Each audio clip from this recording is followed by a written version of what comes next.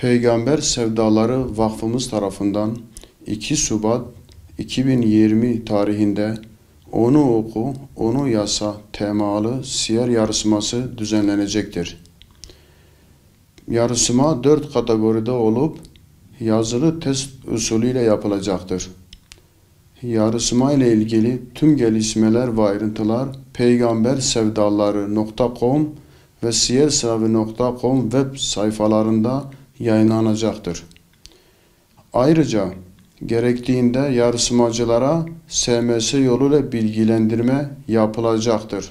Peygamber Sevdaları Vakfımız bilgi ve kültür yarışmaları kapsamında Türkiye geneli Onu Oku, Onu Yasa temalı siyer yarışması ile toplumun her kesimini Peygamber Efendimizin sallallahu aleyhi ve sellemin mesajlarıyla buluşturarak örnek hayatını öğretilmesi ve öğrenilenlerin hayatımıza tatbikini sağlamak ve Allah'ın rızasını kazanmayı toplumda okuma alışkanlığının istenilen düzeyde olmadığı bu dönemimizde okuyan, düşünen ve okuduklarıyla hayatına yön veren bireylerin yetişmesine vesile olması amaçlanmaktadır. Peygamber Sevdaları Vakfı'nın temsilcilik, üye ve gönüllerinin bulunduğu yerlerde yarışmayı uygun gördüğü sayıda yarışmacının müracaatı halinde yazılı yarışma gerçekleştirilecektir.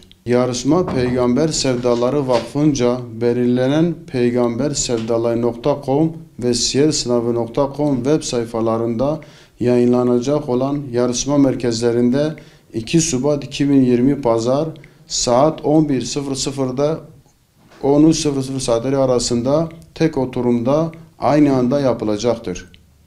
Ayrıca yarışmacılara yarışmaya giriş yerleri SMS yoluyla bilgilendirme yapılacaktır.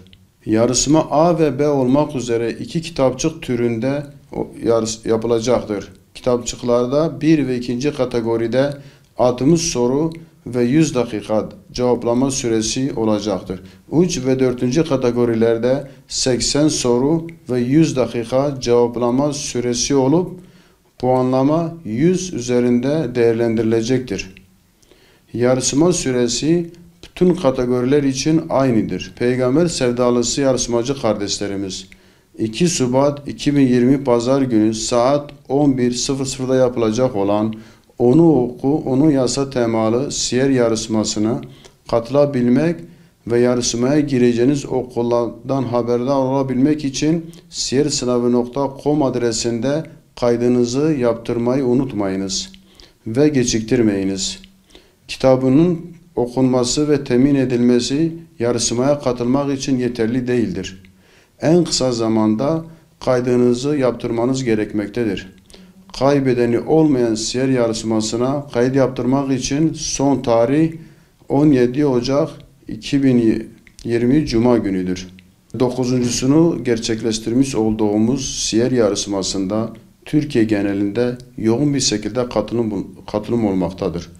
Özellikle bu girdiğimiz son hafta içerisinde yarışmaya katılmak isteyen kardeşlerimizin bir an önce kayıtlarını yapmalarını kendilerine tavsiye ediyoruz. Aynı şekilde kitabımızı alıp da kaydını yapmamış olan kardeşlerimizin bir an önce en kısa zamanda kayıtlarını yapmaları gerekmektedir. Şu anda Türkiye genelinde yani kitap tüketim sayısına baktığımız zaman 200.000 üzerinde kitap tüketim sayımız mevcuttur. Ancak sisteme kaydolan kardeşlerimizin sayısı şu anda 110.000 üzerindedir. Yani kitap alıp da kaydını yapmayan çok sayıda kardeşimiz mevcuttur. Bizim bu kardeşlerimize duyurumuz bu kitaplarını aldıkları gibi siyersınavı.com sitesine girerek muhakkak kayıtlarını yapmaları gerekir. Mağdur olmamaları için bir an önce kayıtlarını yapmaları zorunludur.